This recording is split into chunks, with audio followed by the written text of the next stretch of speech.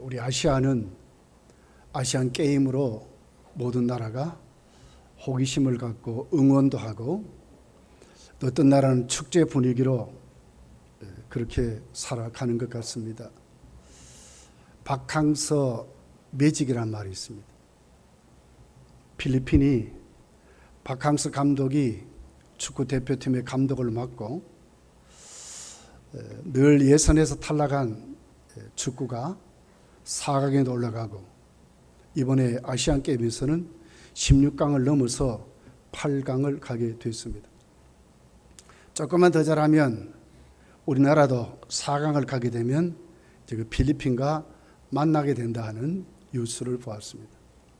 이걸 보면서 참 이 뒤집기, 그 못한 나라가 잘한 나라를 뒤집어서 또 역전을 시켜서 할 때에 그냥 아주 순조롭게 가는 것보다도 이렇게 뒤집어서 이기게 되면 더 기쁨이 오는 것 같다. 그래서 온 필리핀은 축제로 지금 지난다 하고 있습니다. 여러분, 뒤집기란 말은 한문을 보면 역전, 반전하는 뜻입니다. 역전으로 되는 겁니다. 반전으로 되는 겁니다. 성경을 보면 하나님이 우리를 뒤집기로 이기시는 것 같아요. 우리도 그 하나님 은혜로 정말 뒤집어져서 역전의 인생을 사는 것 같습니다. 죄와 사망과 저주와 심판에 우리는 늘 억눌려서 살았던 우리들이 하나님 우리에게 오셔서 우리 인생을 뒤집어 버리는 겁니다. 우리의 방법이 아니라 하나님의 방법으로 우리를 뒤집어서 예수를 믿음으로 구원을 받게 해서 사망에서, 저주에서, 심판에서, 진노에서, 지옥 형벌에서, 율법의 권세에서, 사단의 정죄에서 우리를 건져내서 하나님의 자녀로 정말 뒤집어진 역전의 인생으로 새로운 삶을 시작하게 되는 것 같습니다. 오늘 본문을 우리 자세히 보면 다윗의 인생이 이렇게 기록이 되는 것입니다.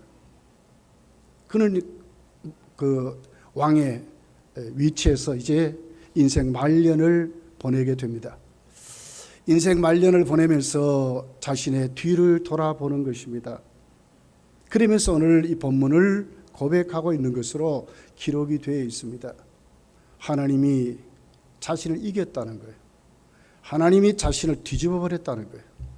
그 뒤집어 버린 하나님 앞에 내가 꼭 붙들려서 내가 정말 하나님 은혜로 나도 역전된 인생으로 오늘 이 자리까지 왔다고 감석하고 감격하는, 찬양하는 다윗의 인생을 볼 수 있는 것입니다. 여러분, 우리도 오늘 이 말씀을 우리 가슴에 새겨서 이제 9월달이 되는 것 같습니다. 휴가철도 지나고 이제 또 9월달 되면 우리가 새로운 또 신앙으로 또 새롭게 각오하고 교회적으로나 여러분 가정으로나 새롭게 1년을 마무리하는 그런 세월로 우리가 또 그 시절을 맞이하는 그런 인생을 살아가야 되는 줄 믿습니다. 거기에 준해서 오늘 다윗의 그 정말 승리자로 하나님 자신을 이기셔서 정말 역전된 인생을 오늘 이 시편 30편에 이렇게 노래를 하고 있습니다. 5절입니다. 그의 노염은 잠깐이요 그의 연총은 평생이로다. 저녁에는 울음이 깃들지라도 아침에는 기쁨이 오리로다. 11절에 보니까 주께서 나의 슬픔이 변하여 내게 춤이 되게 하시며 나의 베옷을 벗기고 기쁨으로 띄우셨나이다. 하나님이 자신을 뒤집어 버려서 울어야 될 수밖에 없고 슬픔에 잠겨 살 수밖에 없는 자신이 하나님이 뒤집어 버려서 하나님 노연도 잠깐이고 은총은 평생으로 울으면은 아침에 기쁨이 오도록 하시는, 그냥 사는 게 아닙니다. 춤을 추며 살게 한다고 그랬어요. 기뻐 뛰며 살 수 있도록 하나님 그렇게 하셨다고 고백을 하고 있는 것이 오늘 본문의 내용입니다. 그렇다면 여러분, 하나님은 다윗이 어떨 때 뒤집어 버렸습니까? 다윗이 처한 환경을 한번 우리가 볼 필요가 있는 것 같습니다. 1절에 보니까 깊은 수렁 속에 처했던 다윗의 모습이 기록이 되어 있습니다. 여호와여, 내가 주를 높일 것은 주께서 나를 끌어내사 내 원수로 하여금 나로 말미암아 기뻐하지 못하게 하심이나이다. 나를 끌어냈다고 그랬습니다. 원문을 보면 여러분, 이렇게 우물이라든지 깊은 웅덩이가 있으면 그냥 물을 풀 수 없어요. 그러니까 어떻게 합니까? 뜨르박을 만들어 가지고 그 물을 이렇게 올리죠. 이런 것을 표현하고 있습니다. 깊은 수렁 속에, 깊은 구덩이 속에 자신의 힘으로는 할 수 없는 그를 하나님이 오셔서 끌어올려내 주셨다는 거예요. 하나님 자신을 거기에서 올려서 구원해 주신, 감격스러워하는 다윗의 모습이 기록이 되어 있습니다. 그것이 어디였습니까? 원수라고 표현하고 있습니다. 다윗이 망하는 것을 기뻐하고 다윗이 안 되는 것을 기뻐했던 그 무리 속에서 하나님은 다윗을 끌어올려냈다. 그를 구원해냈다고. 깊은 수렁 속에 처했을 때, 다윗은 어떻게 할 수 없을 때 하나님은 그 원수에서 하나님 다윗을 끌어올려서 구원해 주셨다고 말씀을 하는 것입니다. 2절에 보면 이렇게 기록합니다. 여호와 내 하나님이여, 내가 주께 부르짖을 때 나를 고치셨다고 말합니다. 하나님이 고치셨답니다. 두 가지 뜻을 갖고 있습니다. 자신의 질병에서, 자신의 그 죽음에 대한 그 고통에서 자신을 고쳐주셨다는 뜻이 있습니다. 또 하나는 그 같은 환경에서 자기를 세워주셨다. 질병이 아니라 정말 죽을 것 같은 고통에서, 그 처한 현실에서 자신을 회복하고 세워주셨다. 이런 뜻을 갖고 있습니다. 그러면서 그 앞을 보니까 어떻게 나왔어요? 다윗이 하나님께 부르짖었다고 말하는 겁니다. 어떤 인간의 의술이라든지 인간적인 방법이 아니라 하나님의 기적으로 자신이 하나님께 갔더니 하나님이 당신의 방법으로 자신을 고쳐주셨다는 거예요. 죽을 병에 걸려서 죽을 것 같은 환경에 처했을 때 자신은 어떻게 할 수 없었다는 거예요. 그대로 가면 망하지요. 그대로 가면 질복에서 죽어버리죠. 아무것도 아닌 인생으로 끝나버리겠지요. 그런데도 하나님은 어떻게 했으면 그런 처한 현실에서 하나님은 당신의 방법으로, 인간의 어떤 수단과 방법이 아니라 하나님은 그에게 기적 같은 방법으로 오셔서 그를 치료하시고 고쳐주시고 구원하신 그런 모습을 2절은 우리에게 기록합니다. 그 증거가 3절 9절에 있습니다. 3절에 보면 이렇게 기록합니다. 여호와여, 주께서 내 영혼을 스올에서 끌어내어 나를 살리사 무덤으로 내려가지 아니하게 하였나이다. 스올은 뭡니까? 여러분, 무식의 세계를 말합니다. 그러니까 죽음을 말하는 거예요. 다윗이 이런 현실에 처했다는 거예요. 그의 인생을 뒤돌아보니까 자신은 이렇게 살아왔다는 거예요. 그런데 하나님이 거기에서 나를 끌어올렸다는 거예요. 9절에 보니까 내가 무덤에 내려갈 때 나의 피가 무슨 유익이 있으리요? 진토가 어떻게 주를 찬양하며 주의 진리를 선포하리까? 무덤에 내려가는 그 죽음에 대한 두려움이 그를 엄습할 때를 말하고 있어요. 해볼 수 없는 그 같은 방법을 말하고 있는 것입니다. 어르신들이요, 여러분의 삶은 그렇지 않습니까? 하룻밤 자고 일어났더니 이상하게 내 몸이 말을 안 듣고 뒤를 돌아보니까 내 힘으로 어떻게 할 수 없는, 어떤 일반 의학으로도 할 수 없는 이런 모습을 오늘 우리에게 지금 말하는 것입니다. 현대 과학과 의학이 그렇게 발달했어요. 여러분, 폐혈증 하나 못 건쳐요. 우리 피에 균이 들어오면요, 온몸이 확 퍼져버리면 죽어버리는 것입니다. 이것이 우리 인생길이라요.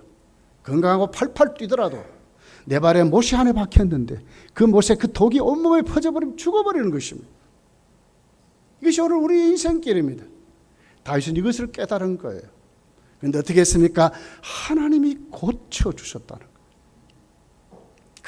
그런 어려운, 해볼 수 없는 그런 현실에 처했을 때 하나님이 그를 진짜 반전시켜서 자기는 할 수 없지만 하나님이 그를 고쳐서, 그러니까 어떻게 돼요?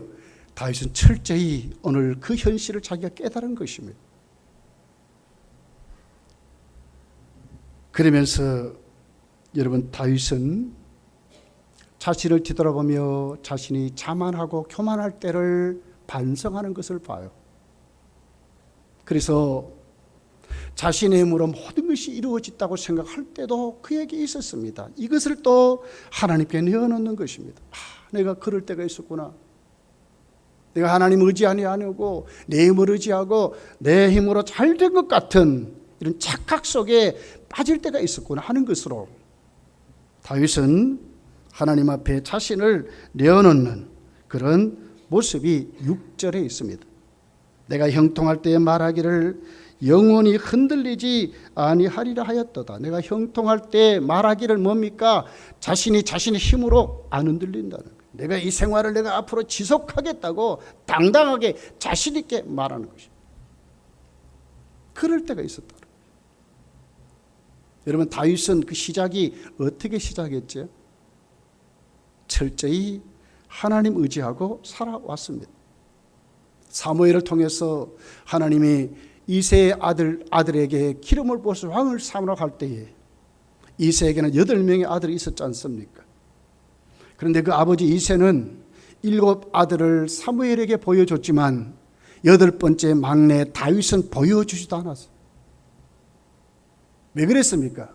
아버지께 인정을 못 받았어요. 왕감이라고는 절대로 생각하지 못했어요. 남라도 심부름이나 잘하고 형들에 비해서는 보기에는 전혀 능력이 없는 그런 다윗으로 다윗이 그 가정에서 시작이 된 것입니다. 그런 다윗입니다. 형들에게 미움을 받았습니다. 나중에는 자기 장인 사울왕에게 끝까지 핍박을 받고 죽이려고 하는 그 같은 현실에 처해서 어디까지 도망갑니까? 원수의 나라 블레셋 땅까지 도망가는 다윗의 신세가 기록이 된 거예요. 이럴 때 다윗의 믿음이 어땠습니까? 철저히 하나님 의지였습니다. 하나님의 은혜를 알았습니다. 하나님이 이렇게 해주셨다고 고백하고 살았습니다. 어려울 때 힘들 때 하나님께 나가 부르짖었습니다. 하나님이 다윗을 붙잡아 그 위경 속에서 하나님이 건져주시는 것을 체험하고 살았는데 이제 어느 자리에 왔습니까? 형통한 자리에 왔는 것입니다. 거기에 다윗의 교만이 시작이 됐습니다. 아무도 다윗보다 높은 자가 없습니다. 탄탄대로를 걷습니다. 잘 됐습니다. 그러니 어떻게 됩니까? 이제는 하나님 의지하지 않았습니다. 그렇게도 찾았던 하나님을 찾지 않았습니다. 이것이 오늘 6절에 있는 내용입니다. 여러분, 다윗은 그 자만심 속에 오늘 또 하나님 앞에 자신을 내어놓고 그렇게 살았던 그 다윗을 하나님은 어떻게 다루셨나요? 7절이 거기에 대해서 우리에게 말씀을 하고 있습니다. 자, 우리 7절을 같이 읽어보겠습니다. 7절입니다. 시작. 여호와여, 주의 은혜로 나를 산같이 굳게 세우셨더니 주의 얼굴을 가리심에 내가 근심하였나이다. 하나님 은혜로 탄탄하게 산같이 세워졌는데 뭡니까? 은혜를 쏟아버린 거예요. 6절에 능같이 형통할 때 자만심의 그 교만이 하나님 의지하지 않도록 안 하게 한 것이에요. 이 번역을 새 번역에 가서 보면 이렇게 번역을 합니다. 태산보다 더 튼튼하게 은총으로 나를 지켜주셨던 주께서 나를 외면하시자마자 나는 그만 두려움에 사로잡히고 말았습니다. 이렇게 나옵니다. 무슨 얘기죠?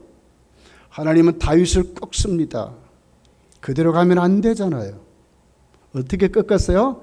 하나님의 진노가 잠시 하나님은 그를 떠나는 것으로 아무 대답도 하지 않는 것으로 그 심령이 바짝 메말라 버리는 것으로 하나님은 그에게 어떻게 했습니까? 그 진노를 쏟아 부어서 하나님이 외면하시는 얼굴을 가리셨다고 말씀을 하는 것입니다.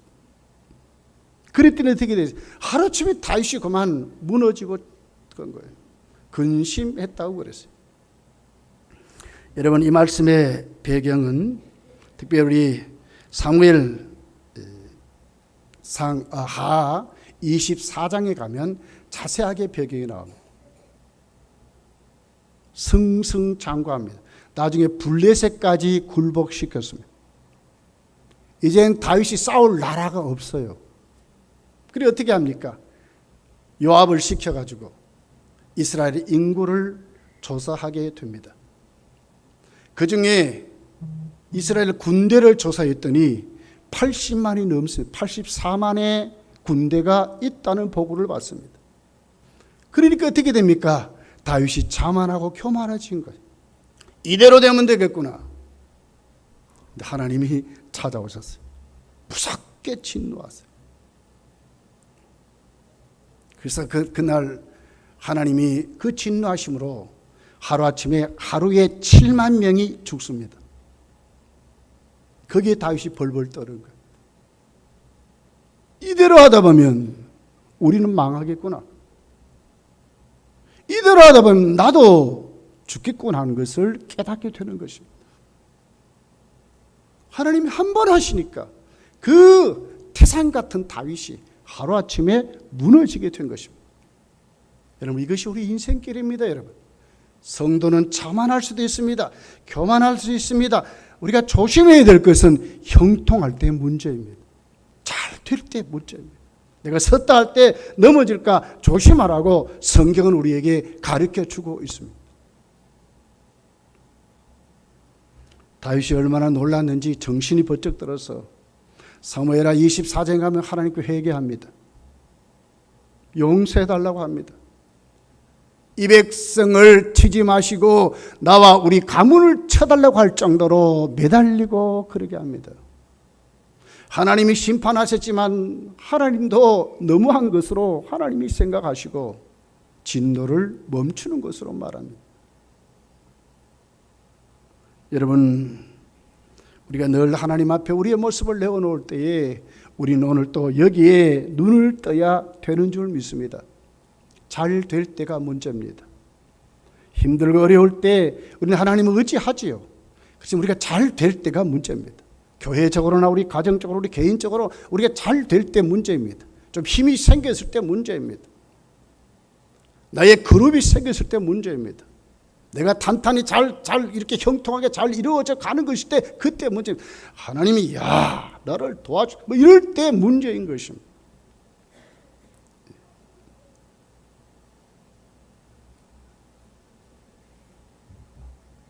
솔로몬이 왕이 됐을 때 어떻게 합니까?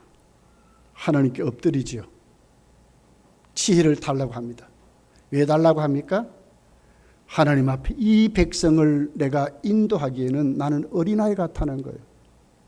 아무것도 분별하지 못한다는 거예요. 아버지를 보니까 태산 같은 다윗의 아버지를 보니까 자기가 견뎌보니까 이건 뭐 해볼 방법이 없는 거예요. 그러니까 엎드리는 겁니다. 하나님께 지혜를 달라고 하는 것입니다. 이것이 솔로몬의 모습이었습니다. 그런데 잘 됐습니다. 형통하게 됐습니다. 솔로몬과 싸울 나라가 없습니다. 많은 나라들이 솔로몬에게 엎드립니다. 화친을 하려고 공주를 보내고 난리가 났습니다. 결국 솔로몬이 어떻게 됐습니까? 교만했습니다. 자만했습니다. 하나님 의지하지 않았습니다. 고난 속에 자기의 약함 속에 있을 때는 하나님을 찾고 의지했지만 잘 되니까 나보다 이제 더 큰 자가 없다고 생각하니까 그는 하나님을 의지하지 않습니다. 나중에 어떻게 됐습니까? 결국 이스라엘 나라에 이방신들이 충만하게 들어와 버렸습니다. 나중에 이것 때문에 그의 아들 때에 나라가 두 쪼가리가 나버린 것입니다. 하나님 무섭게 진노하신 것으로 성경이 기록을 하고 있는 것입니다. 여러분, 사실 우리는 이 같은 약점들이 다 있어요. 하나님 도와주세요. 잘되게 해주세요. 형통케 해주세요. 성공하게 해주세요. 수도 없이 그러지만 그때가 와버리면, 잘못하면 우리가 교만할 수 있다는 거예요. 신명기 8장을 읽어보세요.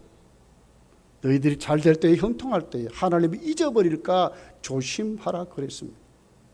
하나님이 이것까지 오게 하셨고, 하나님이 너희들에게 재물을 능을 주어서 잘 살게 하시고 이것까지 승리하게 하셨는데, 너희들이 교만하여 목이 곧은 백성으로 하나님을 의지하지 않고 너희들 입으로 우리 힘으로 잘 됐다고 할까 두려워한다고 모세가 그렇게 설교하는 모습이 거기 기록이 되어 있어요.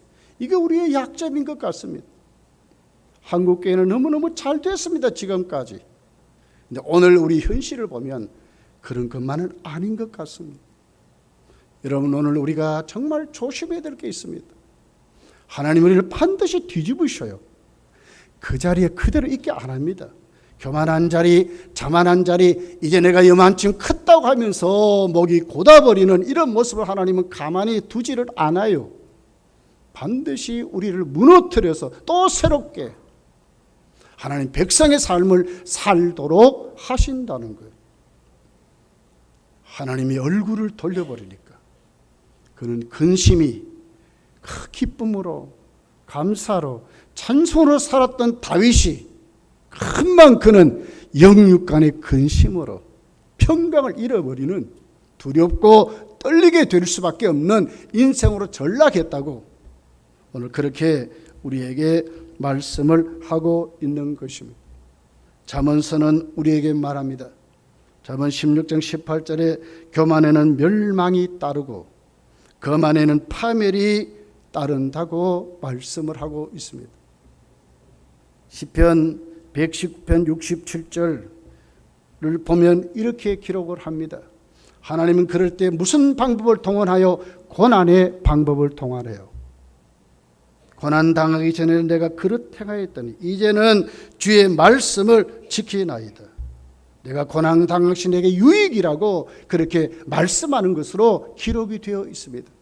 하나님은 고난이는 방법으로 다시 한 번 더 꺾으셔서 다시 한 번 더 우리를 뒤집어 버려서 정말 그 은혜를 알도록 하나님이 하시는 것을 오늘 다윗을 통해서 우리가 배울 수 있습니다. 다윗은 고난을 통해 뭘 배웠습니까? 깊이 하나님의 은혜를 깨닫게 됩니다. 7절 전반절이 본문에 이렇게 기록합니다. 여호와여 주의 은혜로 나를 산같이 굳게 세웠다는 것을 깨닫습니다. 여호와의 은혜로, 자기가 잘 돼서 자기 힘으로 자기 노력으로 자기가 잘나서가 아니라 다 하나님의 은혜로. 여기 사는 시온사를 말합니다. 늘 그 자리에 있습니다. 하나님이 그 자리가 있도록 누가 하신? 하나님의 은혜로 됐다고 하라고. 여러분 신앙의 연조가 깊습니까? 직분이 높습니까? 그래도 사회적으로 저명해졌습니까? 교회에서도 그래도 머리 좀 들고 있습니까? 이제 조심해야 되는 것입니다. 뭘 조심해야 될까요? 나의 자만심으로, 나의 교만으로 하나님 앞에 착각하는, 내가 이렇게 내 힘으로 됐다고 하는 이 착각들을 하나님께 내어놓았고 이제는 변화되어야 하는 것입니다. 다 하나님의 은혜였구나. 하나님이 나를 세웠구나. 그리고는 다시 한 번 더 다시 하나님 앞에 우리 삶이 새롭게 출발해야 된다는 겁니다. 신앙은 여러분 여전한 것입니다. 신앙은 신실한 것을 말합니다. 하나님을 의지하고 하나님을 영접하고 하나님을 부르짖고 하나님을 찾는 것이 믿음이라고 말하는 것입니다. 이것이 믿음입니다. 시작도 그렇게 해야 되고 우리는 천국 가는 그날까지 우리의 삶은 이래야 그게 바른 믿음인 것입니다.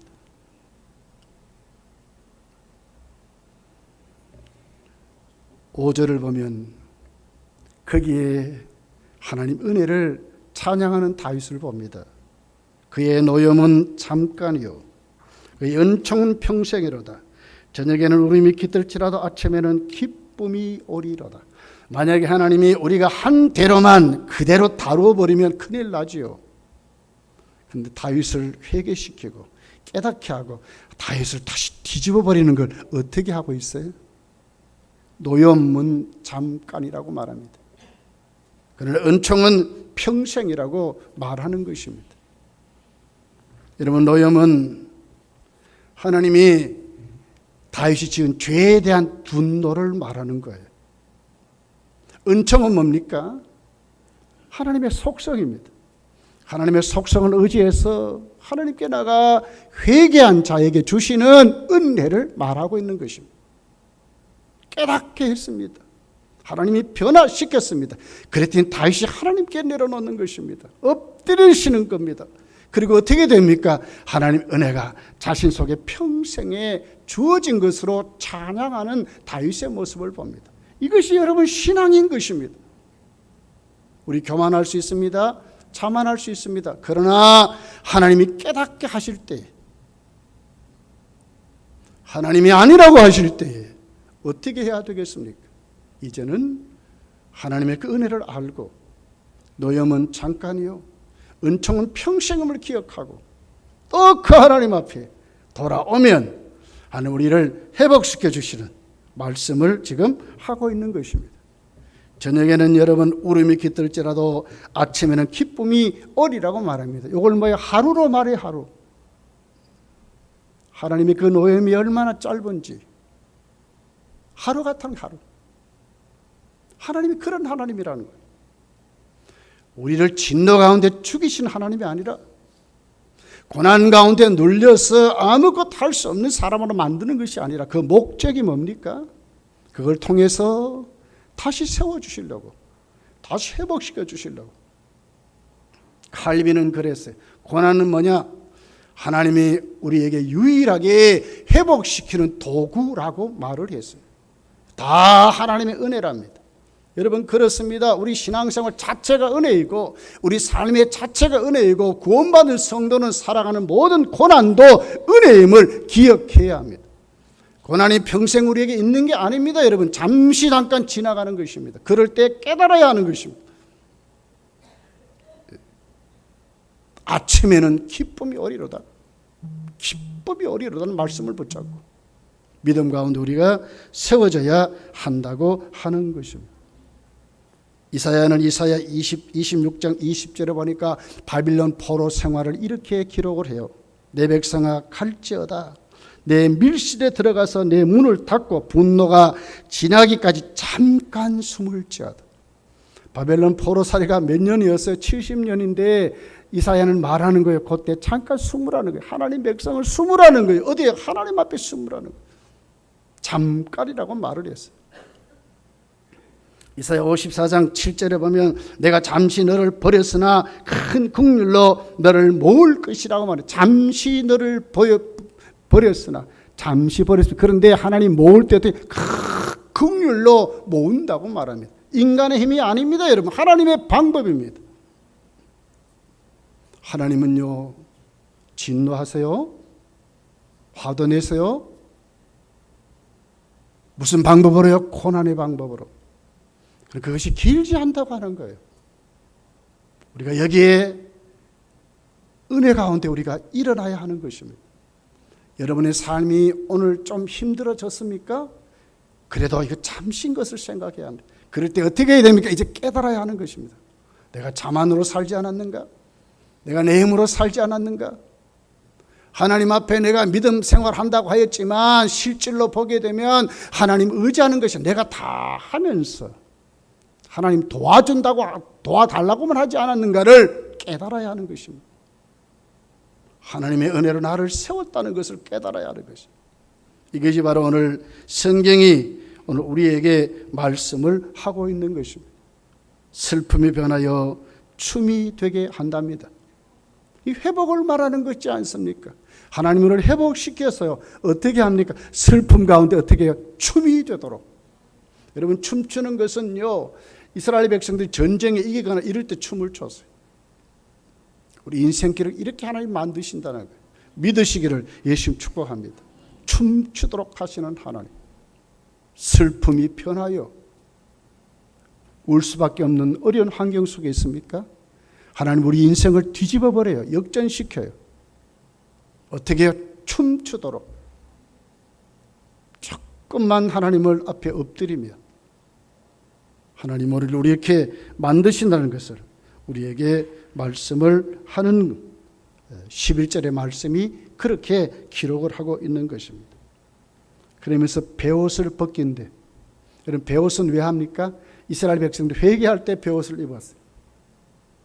정말 회개하면, 정말 깨닫고 돌아와서 하나님께로 돌아오면 하나님 베옷을 벗긴대. 그리고는 기쁨으로 띠를 띄우신다고 그랬어요. 이것이 여러분 성도의 신앙인 겁니다. 오늘 우리가 하나님의 말씀 앞에 우리가 세워지면, 오늘도 하나님 앞에 내가 깨닫고 정말 회개하면, 우리를 뒤집어버리는 그 하나님 앞에 정말 깨닫고 엎드리면 하나님이 어떻게 우리를 변화시키는데 기쁨의 띠를 띠도록 하나님이 그렇게 하신대. 목회를 하면서 어려움도 있습니다. 그러다가 깊은 기도할 때가 있어요. 하나님이 응답하실 때의 그 기쁨은요, 형용할 수 없어요. 어떤 사람이 와서 위로해도 잠시 도움이 되는 것 같지만 진짜 하나님의 위로가 있고요, 하나님의 음성을 경험하면요, 하나님의 회복을 경험하면요, 이거보다 더 큰 기쁨이 없어요. 온 우주를 얻은 것 같아요. 이것이 성도의 모습이라요. 여러분, 우리 신앙은 이런 것입니다.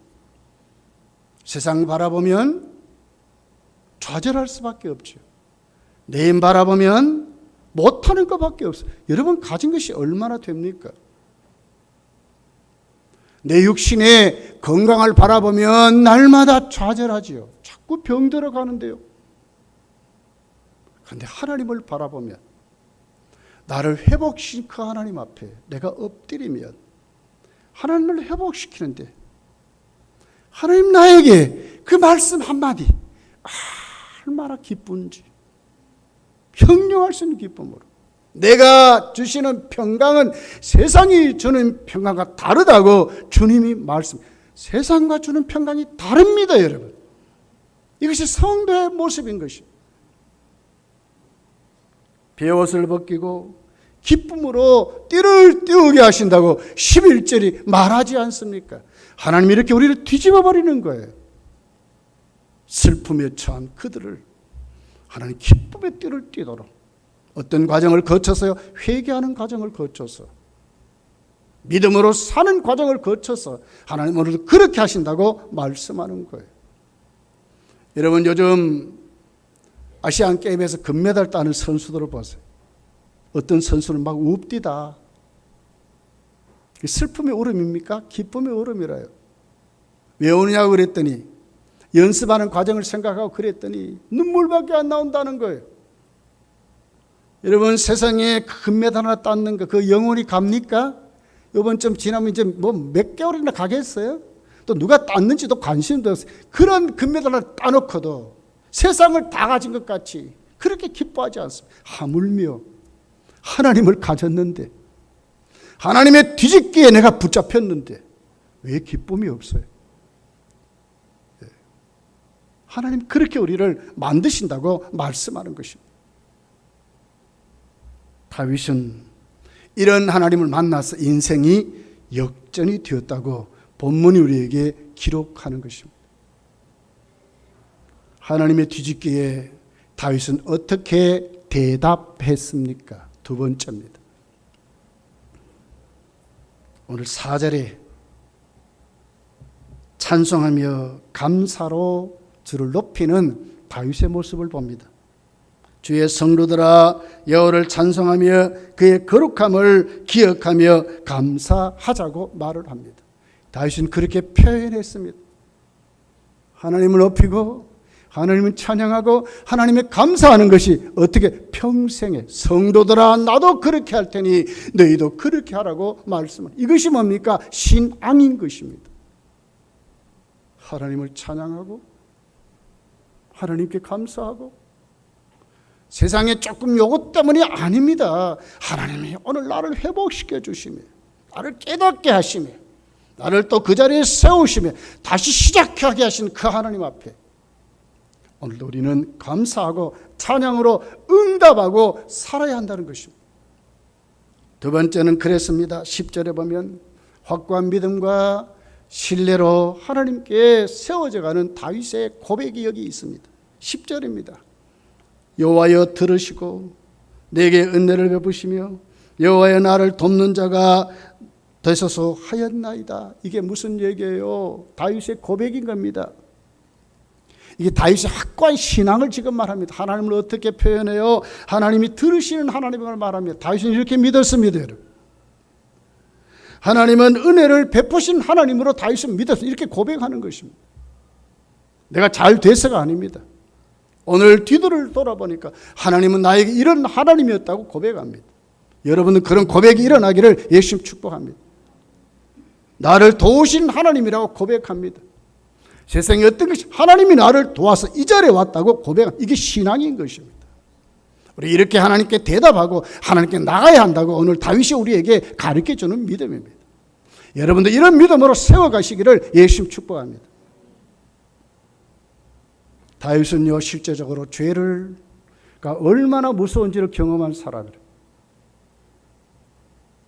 여러분 왜 우리가 확실한 믿음에 서지를 못합니까? 이 죄의 무섭을 몰라서 그래요. 죄가 뭡니까 여러분? 하나님의 아들이 오셔야 될 정도로 죄의 권세가 큰 겁니다. 죄를 해결하지 않고는 살 수 없는 것이 우리 인생 모든 불행은 죄 때문에 시작됐습니다. 그런데 다윗이 이것을 경험했습니다. 죄를 짓고 난 다음에 죄가 얼마나 권세 있게 자신의 인생을 붙잡고 있는지를 깨달았습니다. 이런 다윗을 무엇이 하나님이 뒤집어서 세워주셨다는 거예요. 예수께서 하늘 보좌를 비워드시고 이 땅에 오셔서 십자가에 죽으실 만큼 죄의 권세가 큰 겁니다, 여러분. 그런 권세로 세워진 우리를 하나님의 아들이 오셔서 어떻게 했습니까? 다 죄값 치르고 하나님의 자녀로 세워서 믿음으로 살게 하셨습니다. 확실한 믿음에 서야 하는 것입니다. 아, 나는 하나님의 자녀이구나. 하나님이 오늘 또 내 인생을 붙잡고 가시는구나. 확고한 믿음입니다. 하나님은 들으시는 하나님, 은혜를 베푸시는 하나님, 나를 도와주시는 하나님으로 확고히 서는 것이 여러분 믿음인 것입니다. 다윗은 이렇게 믿고 살았다고, 하나님께 그렇게 대답했다고 하는 것입니다. 많은 성도들이 왜 자꾸 이랬다 저랬다 합니까? 확고한 믿음이 없어서 그렇습니다. 아들까지 보내서 날 구원하시니 은혜가 뭔지를 몰라서 그렇습니다. 결코 끊을 수 없느니라. 아들까지 주신 하나님 무엇을 못 주겠느냐고 하시는 하나님 음성에 우리가 눈을 뜨지 못해서 그렇습니다. 내가 오늘 또 성령의 새 생명의 법에 오늘 또 죄와 사망의 법을 이긴 권세 있는 자로 세워진 것을 몰라서 그렇습니다. 확고한 믿음에 서야 합니다. 확실한 믿음에 서야 합니다. 하나님으로 나를 도우시는 하나님으로 오늘 또 내 속에 임마누엘 하심을 우리가 확실히 믿어야 합니다. 믿음대로 된답니다, 여러분. 그 믿음 가지고 살아야 되지 않겠습니까? 다윗은 그렇게 믿고 승리한 자로 세워진 것입니다. 다시 회복된 사람으로 세워진 것입니다. 그렇다면 여러분 세 번째입니다. 우리는 어떻게 뒤집어질까 하는 것입니다. 먼저는 진짜 예수님의 공로를 의지하고 이제는 담대히 하나님을 찾고 사는 사람으로 우리 믿음이 세워져야 한다고 하는 것이 이게 기도 생활입니다, 여러분. 2절이 이렇게 말하지요. 여호와 내 하나님이여 내가 주께 부르짖음에 나를 고쳤다고 말하지 않습니까? 다윗은 그냥 있지 않았습니다. 하나님께 부르짖었습니다. 그런 다윗을 하나님이 고쳤다고 말하는 겁니다. 여러분 이제부터 하나님께 엎드려야 합니다. 담대히 은혜의 보좌 앞에 나아가야 하는 것입니다. 이것이 믿음 생활입니다. 시간 남으면 한다고요? 아닙니다. 이거보다 더 우선순위가 없어요. 오늘 또 내가 자만하면 무너진다니까요. 오늘 또 내 힘으로 산다고 하면 우리가 무너진다니까요. 내가 주께 부르짖었나이다. 주께서 나를 고쳐주셨다고 말하지 않습니까? 8절에 여호와여 내가 주께 부르짖고 여호와께 간구하기를, 하나님께 부르짖고 간구했다고 말하지 않습니까? 다윗이 무섭게 엄습하는 수많은 재앙들, 원수들, 자신의 육신의 질병까지, 자는 자기 무덤에 내려가는 그 같은 어려운 현실에 처했을 때까지도 하나님 앞에 그것을 다 어떻게 했습니까? 하나님께 나갔다고 하는 겁니다. 부르짖었다고 말하면, 내어놓았다고 말하는 것입니다. 시간이 안 된다고요? 거짓말하지 마십시오. 하나님께 엎드려야 합니다. 그것이 맞습니다, 여러분. 우리가 사는 길은 하나님 앞에 엎드리는 것입니다. 하나님께 나와야 하는 것입니다. 하나님을 찾아야 우리도 살고 교회도 살고 여러분도 살고 한국교회가 사는 것입니다.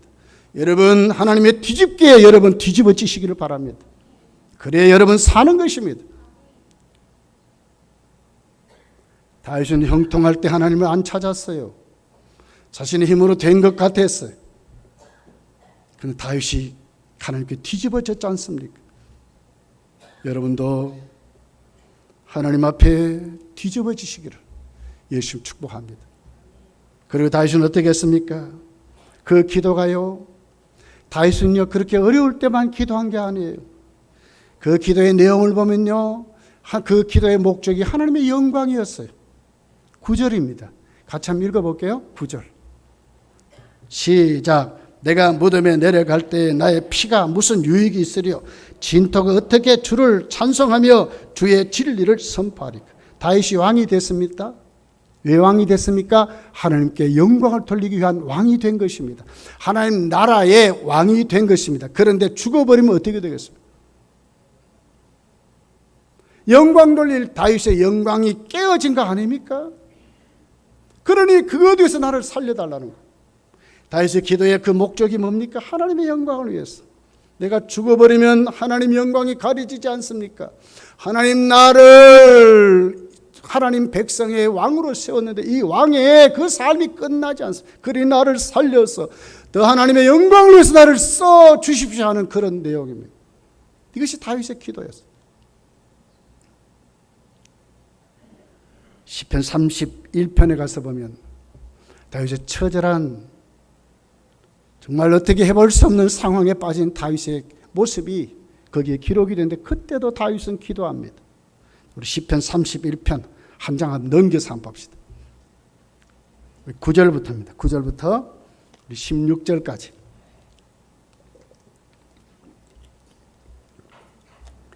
같이 한번 읽어볼게요. 9절부터 16절까지입니다. 시작.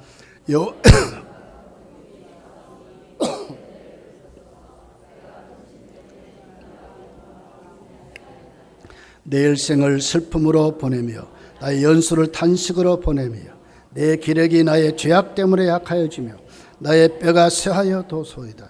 내가 모든 대적들 때문에 욕을 당하고 내 이웃에게는 심히 당하니 내 친구가 놀라고 길에서 보는 자가 나를 피하였나이다. 내가 잊어버린 바 됨이 죽은 자를 마음에 두지 아니함 같고 깨진 그릇과 같으니이다. 내가 무리의 비방을 들었으므로 사방이 두려움으로 감싸였나이다. 그들이 나를 치려고 함께 의논할 때에 내 생명을 빼앗기로 꾀하였나이다. 여호와여 그리하여도 나는 주께 의지하고 말하기를 주는 내 하나님이시라 하였나이다. 나의 앞날이 주의 손에 있사오니 내 원수들과 나를 핍박한 자들의 손에서 나를 건지소서. 주의 얼굴을 주의 종에게 비추시고 주의 사랑으로 나를 구원하소서. 이게 뭡니까? 처절한 상황 아닙니까?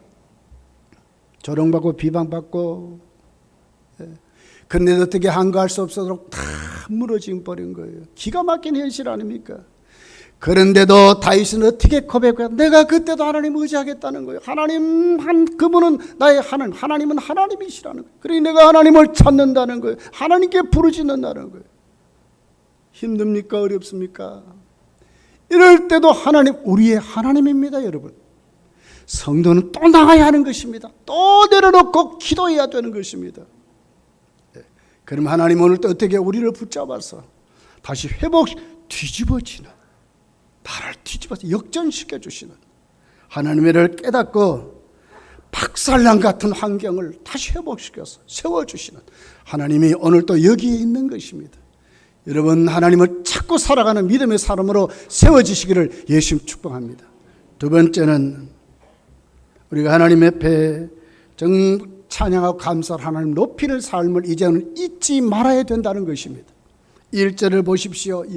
여호와여 내가 주를 높인다고 합니다. 수렁에서 빠진 나를 하나님이 끌어내셨기 때문에 내가 높인다고 말합니다. 뭘로요? 하나님의 이름을 찬양하는 것으로, 우리가 전도하는 것으로, 말씀 전하는 것으로, 이웃에게 소금과 빛의 삶을 보여주는 것으로 하나님 이름을 높이는 것이 성도의 삶인 것입니다. 이것이 우리 찾아 먹고 살아야 합니다. 12절에 보면 이는 잠잠하지 아니하고 내 영광으로 주를 찬송하게 하심이니 여호와 나의 하나님이여 내가 주께 영원히 감사하리다. 결론이 뭡니까? 감사합니다. 찬양하게 하신 하나님 앞에 그냥 못 있습니다. 이것이 성도의 삶이라는 거예요. 여러분, 하나님은 우리를 반드시 우리를 이기십니다. 우리를 뒤집어 버리셔요.